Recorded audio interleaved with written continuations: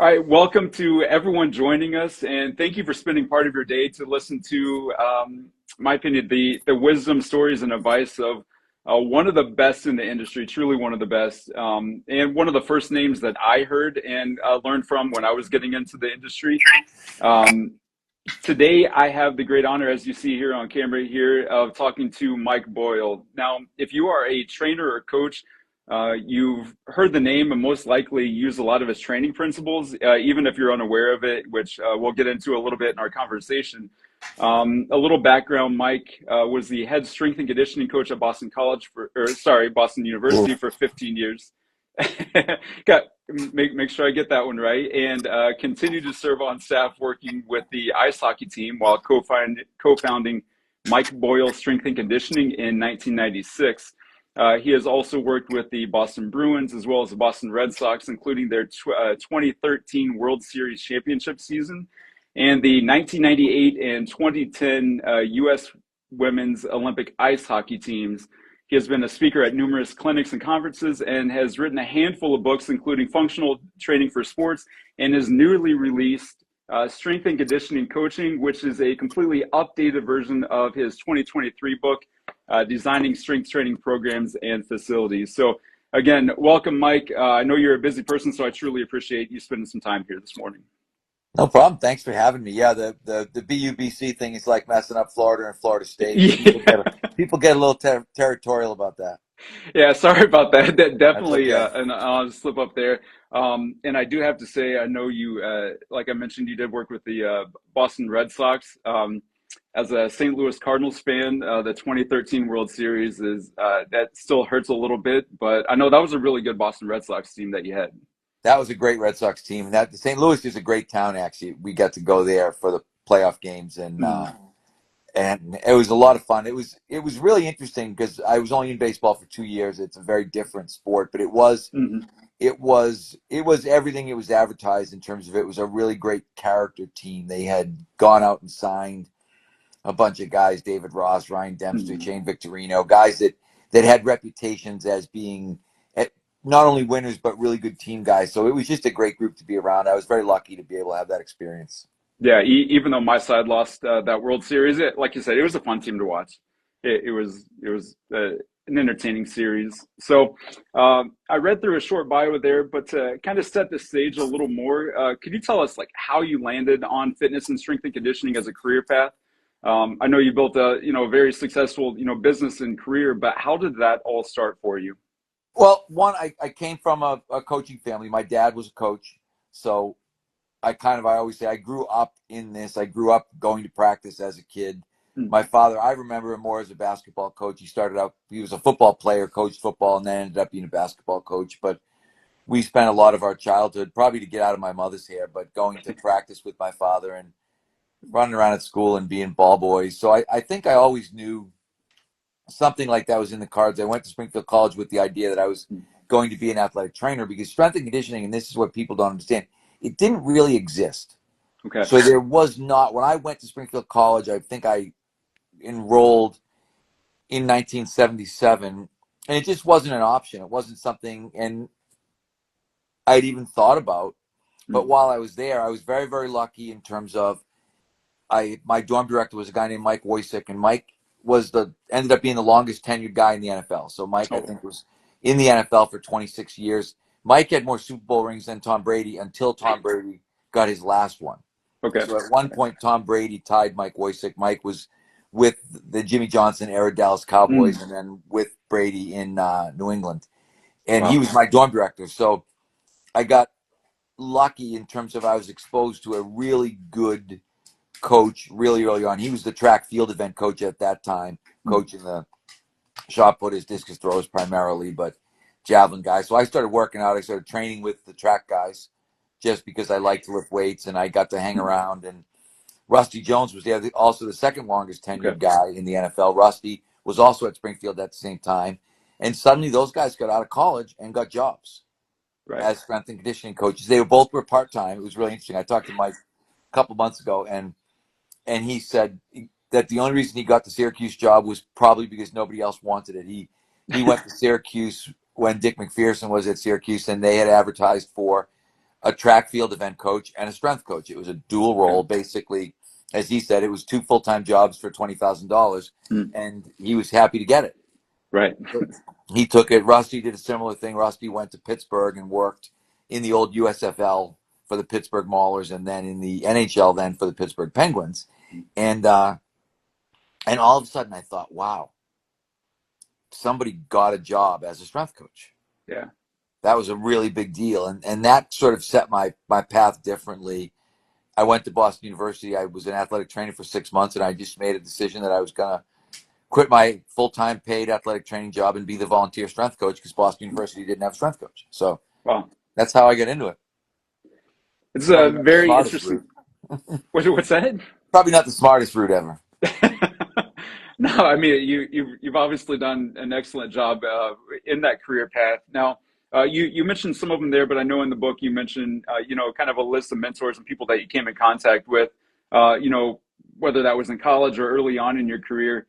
But I mean you've kind of become a mentor yourself. I was thinking about this, and we could I guess thinking about the strength and conditioning world, I guess instead of the 6 degrees of Kevin Bacon, we could play the 6 degrees of Mike Boyle, with all the coaches that you've had working with you that have gone on to also have successful careers. So I know that you talk in the book about, how great coaches teach, motivate, create an accountability system.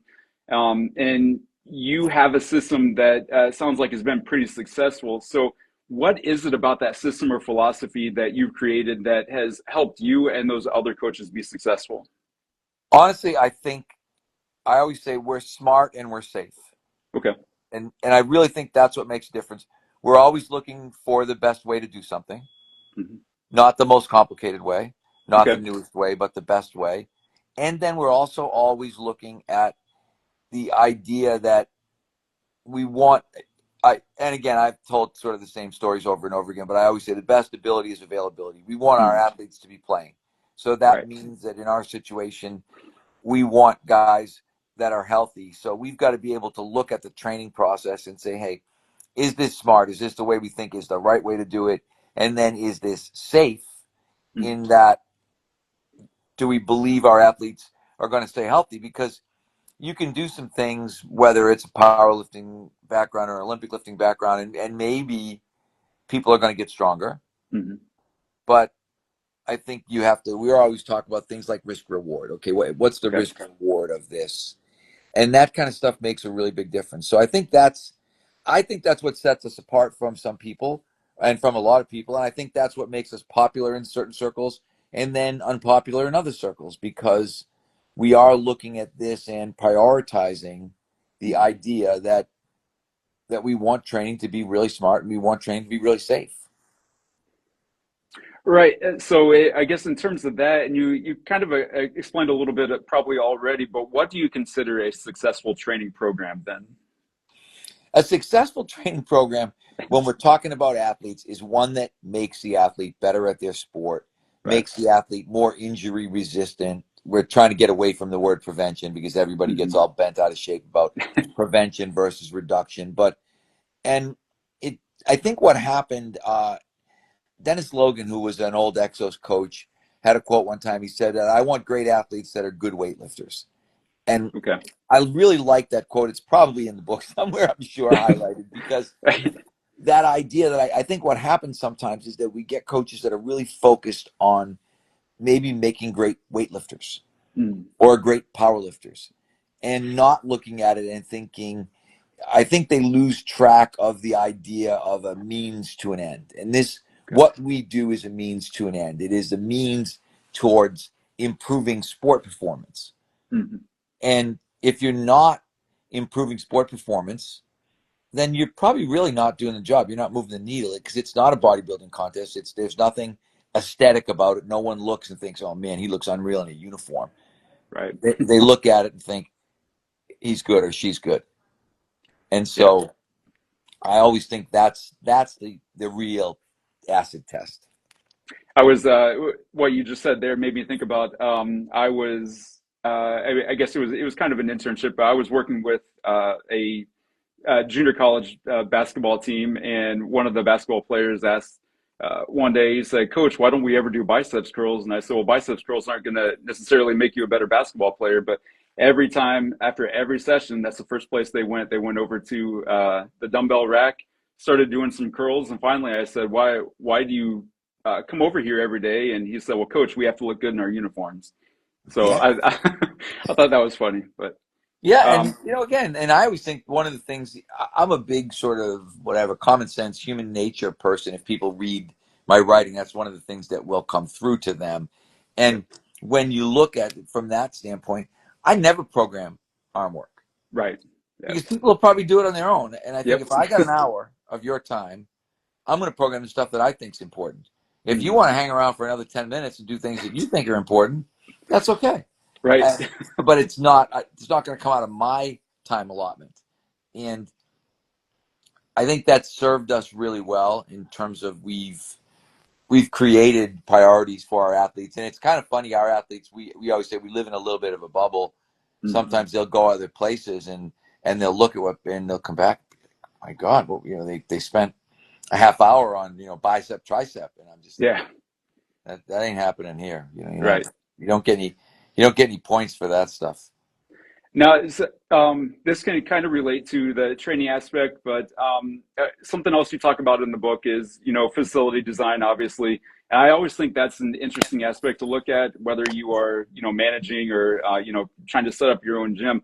You devote a full chapter to it, but what I thought was interesting is that you told the story about how you were, designing a uh, new facility at Boston University in the late 90s. And it sounded like when you got done with it, it wasn't quite what people expected it to be initially because they had I guess, a different idea of what a gym should look like.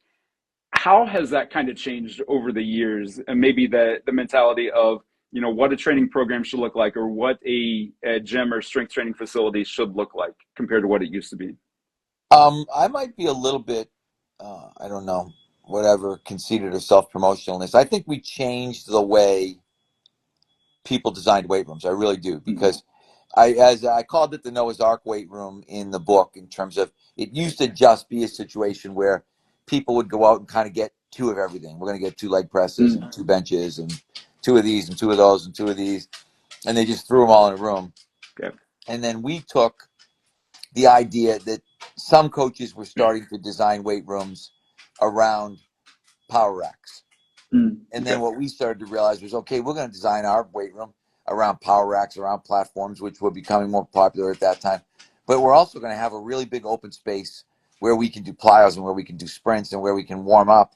And as I said, it says in the book, people just looked at me and said, what's going to go there? That was the first question I got all the time. Anybody who walked in the room said, what's going to go here? Thinking that stuff hadn't come in yet. And I would Right. always have the same kind of wise ass answer. I'd be like, people are Right. going to go over there and people are going to do stuff because they were looking at me and thinking, even at that time, imagine it's 1997. Mm, So it's almost 30 years ago. yeah. And we've got hurdles and boxes and all this stuff kind of like up against the wall in this empty space. And we've got an electronic timer and we're Mm, timing 10-yard dashes. And people just looking at us like, what are you doing? This is supposed to be a weight room. And I right. remember thinking, in my mind, no, it's actually an athlete training facility. And I Mm, think that's the difference when you look at this is this idea of it's not a weight room. mm, It's an athlete training facility or an athlete training space. And so it's just really logical to have hurdles and boxes and things that you can do athletic things with, as opposed to just a couple of preacher curls or another place to do right. tricep exercises. But I think there's so many coaches who ended up being, they used to call me well, he's the weight coach. And I think Mm, there's a lot of people that stayed the weight coach. And we kind of evolved you went from being the weight coach to being the strength coach to being the strength and conditioning coach. yeah.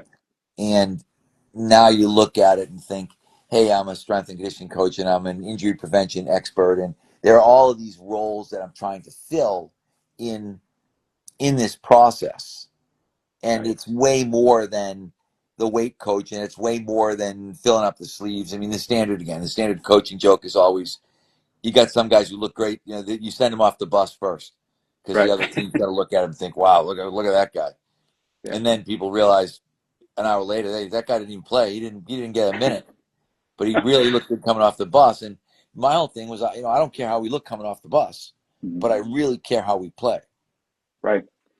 Absolutely. So have you, like you said, you've been, training, coaching for a really long time. How have you seen the training side of that evolve then? Not only when you changed the way, a strength and conditioning facility looked, how did that help change, the training programs moving Well, forward? imagine now, core training, unilateral training. There's all these things that we started doing that when we started doing them, I think people were kind of snickering at us.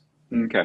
Because what I was doing was I was looking at, okay, what are the best people doing in track? What are the best people doing in rehab? What I wasn't as interested in. I had been involved in powerlifting as a young athlete when I first started, and I felt like, okay, I get the strength part of it. I don't want to say it's easy, but Okay. it's easier. But when you Right. started thinking about injury prevention and, okay, how are we going to try to reduce the number of ACL injuries, and how are we going to try to reduce groin pulls, and how are we going to try to reduce hamstring pulls? How are we going to try to take some of these things that we know are obstacles and work our way around the obstacles? And the way to do that, in my mind, was, okay, let's get to the rehab people who are fixing these things after they happen and start looking. I used to always look and think, okay, if this is good for fixing it, it's probably also good for preventing / reducing it. And Okay. so we would look at that logically, and that stuff started to seep into our programming. So suddenly people started looking at us and thinking, in some ways, gee, these guys do a lot of strange stuff. Some people would think, oh, these guys do a lot of interesting stuff.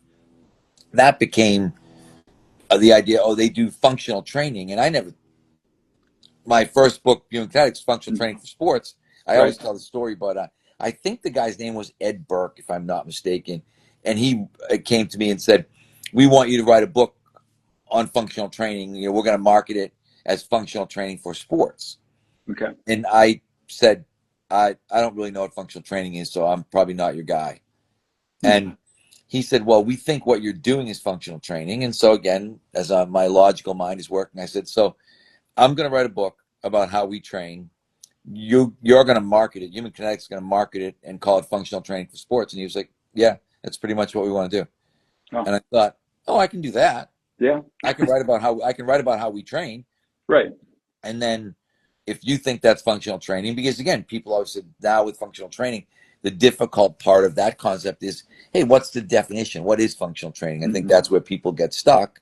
And Right. so I always say I got stuck with a name that maybe I wasn't entirely comfortable with, but at the same time, I was able to get a book that got published in a whole bunch of languages and got translated and sold in a whole bunch of countries. And suddenly, I mean, I tell people all the time, if you want to be a world expert, you you should write a book, because the ability to be heard around the world is being involved. A company like Human Kinetics that's going to get translation deals for these books, and suddenly your book is in Mandarin Chinese, and suddenly your book is in, my book is in French, and my book is in Right. Spanish, and it's literally all over the world. And I know, talking to people, I guess colleagues within the strength and conditioning industry, they point to that book as one of the first that they looked at and really learned from, and that kind of set the tone for their whole careers. So credit to you for getting that done, and like you said, really having an impact on people across the world. Yeah, and that's what's interesting. I spoke to the NBA strength coaches last weekend, and there were probably 5 guys who came up to me and said, "Your book was the first book I ever read Yeah. in strength and conditioning," Right. and so you realize the power of being a writer, Yeah. and the I don't know if there's anything that's more powerful in the field now. Maybe because of social media, because of YouTube and Instagram and things like that. It's changing, but I'm not sure how drastically it's changing. I still think the writer has a huge amount of ability to connect with people that is missing. Right. So I guess maybe along the same lines, you cover a lot of different aspects in the book, a little bit of everything. We're talking about equipment, facility requirements, coaching. But the second chapter, there's something that I really love, that you talk about building a strong foundation. And when I first saw that, I was thinking about the fact that in strength and conditioning or fitness, we talk about our clients building a strong foundation for long-term success. But you kind of relate that to building a strong foundation for a strength and conditioning program or a business. Now, can you kind of explain what you mean by that in terms of building a strong foundation? Yeah, I mean, I think it's literally like what you said. I mean, you have to build the underpinnings, right? It's the Mm, same as building a building. Like you can't, again, we could cliche stuff to death, but they talk about, right. you can't build a house on sand, right? Mm-hmm. You can't build a house without a foundation. So you've got to build that foundation at the very beginning before you really move on. And I think what happens is that people get way too worried about the periodization and the sets and reps and a lot of that stuff. And again, if you don't have a technical foundation, right? If your kids can't lift, then it Right. doesn't matter what programming you're using. And we cover a lot of programming in there. I mean, you can use old fashioned hit one set to failure stuff. You can use 1x20. You can use, whatever, West Side. There's a million ways to do it. But if people can't lift, then none of that stuff matters. It's Right. all irrelevant. So I think that's I think the book tries to take you through the thinking journey. That's what I like Mm, to look yep. at it. Somebody's going to go through and as they go through, hopefully I always feel like I want somebody kind of nodding along with me. Mm-hmm. Like, okay, Right. this makes sense. I'm going to set up my facility right so that I can do the job right. Then I'm going to set up Okay. a system of programming that's going to allow me to teach the fundamentals, to teach basic movement patterns, to get people kind of that can push and can pull and can whatever execute the squat pattern, and then I'm going to start to layer on some sort of progressive resistance exercise system on top of that. But Mm, then, like we always talk about, even I'm going to incorporate there's got to be warm up and there's got to be plyometrics and there's got to be speed work. We're really, I would say, very systems driven, mm, okay. and we've got a system that's always evolving, but we've also got a system that's really consistent in the sense that we're making changes, but it would be very rare for you to come in and think, wow, I was here last year and there's been a wholesale change. Like I showed up and everything was different. Mm-hmm. The people who notice the most change are probably people who haven't trained with us for 10 years. If someone came Okay. in 10-year intervals, they might be like, wow, it's really different. Because I look at it now and think, in my mind, nothing's different. But as I look back over time, even when I wrote New Functional Training for Sports, which was the Right. updated version of Functional Training for Sports, Ted Miller obviously had said, I was like, the book doesn't need to be updated. And he said, yeah, it does. And I said, I don't think so. And he said, do me a favor, just read through the book. He said, I know you don't tend to read your own stuff over and over again. Mm, He said, but when you're done, when you're done looking through it, if you don't think it needs to be updated, just tell me that and end the conversation.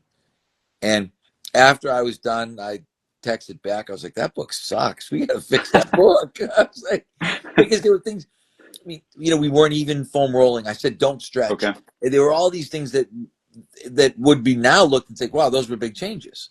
Mm-hmm. But because they happened so gradually, they never felt like really big changes to me. It was Right. just this little thing that we changed that changed things by 5 minutes. Mm-hmm. But maybe over the course of 10 years, there were 5 of those things that Right. really drastically changed what we were doing. So it's been an interesting process. I love the process. That's why I think I'm 65 and I'm still really engaged in the process because Right. I enjoy it. And I kind of liken it, and I think I said that in the book too, kind of the search for the holy grail. You're always Mm-hmm. looking, can I create the perfect program Right. where everybody gets faster and everybody's vertical jump goes up and everybody gets stronger and everybody's in better shape? And you look at that and think that's super unrealistic, Mm-hmm. but that is what you're shooting for. If Right. you got to the end of the summer and thought, hey, this guy, he ran a better 10-yard dash time and he vertical jumped higher and his lifts all went up and his conditioning was good. It's like, I'm getting close to that kind of holy grail program that I really want. Yep. And it sounds like one thing that you have done a great job, obviously, that's helped that success is, doing the basics really, really well. I know I had the opportunity to, a similar format, I had the opportunity to talk to Kevin Carr, one of your guys, and he kind of explained that too, how within your system, make sure that everyone can do the basics really well, whether that's a goblet squat or a simple lunge, before you progress them too much, just to make sure that they're, like we said, building that foundation. Yep, exactly. And that's really what it's all based on, right? Is that you got to master the basics. There's not, if someone looked and thought in the book, like the strength portion of the book, it's we push stuff, we pull stuff, we do knee dominant stuff, we do hip dominant stuff, we do core stuff. There's not much beyond that. So when you're looking at, yes, there's variations, there's progressions, there's regressions, but it doesn't really change that drastically. Somebody could come in and look, and that's why I always think a good strength coach, a smart strength coach, comes in and looks, and you get that kind of head nod, like, okay, I get this. This makes sense. And that's always what my goal has been, is that we're going to try to do things that make sense. Right. Now, you put a lot of insight into this book. I think it's really impressive how much you're able to fit into it without making it seem overwhelming. I think you do a really good job of wrapping it up too at the end, when you talk about the mirror and the windows. To me, it sounds like a really good way to kind of explain like how to have success in a coaching career. Can you kind of explain that a little bit, what you meant by the mirror and windows? Yep. So basically, I always say the athletes are the mirror that you should be seeing yourself in. So if you look at your athletes, do you look and think, hey, I like what I see? And if you do, then good. In the same way, I always say the window is how other people see you, which means if I was outside of your facility and I'm just looking through that window, what do I see? Do I look inside? And I always think people are going to look in there and they're going to think, Mike's a good coach, Mike's a bad coach, based on what they only see through the window, because all they can see probably is the technique of your athletes. So you've got to be able to look at this and think, those are your two tests.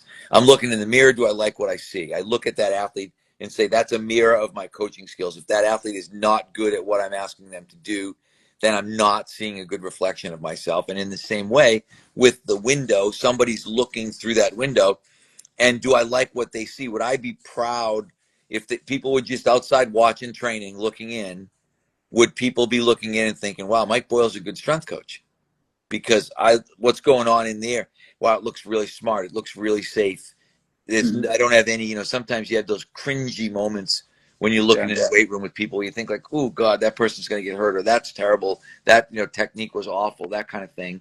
And it's never going to be perfect, but I think that's the lens you want to be giving yourself, I guess. Okay. Excellent way to put it. Great advice. I sincerely want to thank you for your time. I know time's kind of gone by pretty fast, but I really do appreciate it. I know you're a busy person. For everyone listening now, or might be listening in the future later on, I highly encourage you to pick up your copy of Mike's book, Strength and Conditioning Coaching, Winning Methods, Programs, and Facilities. Especially if you're a coach or someone who wants to coach, or maybe run your own facility someday. There's so much insight in the book, like I mentioned, so much thought and detail put into it, including what we talked about today. So much more on thoughts on program design, exercise technique, plenty of pictures and descriptions in there to help you out with the exercise technique, coaching advice, so much more. So again, I really appreciate, thank you for your time. I'll give it back to you for final thoughts here. And to make sure that everyone knows where they can, follow along and keep up with all the great information that you're putting out. Well, obviously they can get the book at your site, which is great. Right. For us, strengthcoach.com is my kind of personal platform where people can go and interact daily basis. We answer questions. Same thing he said, Kevin Carr is a partner with me in that. Brendan Riork is a partner with me in that. We answer questions for people all the time. So if people have questions, hopefully they can go there and fire them away after they buy the book.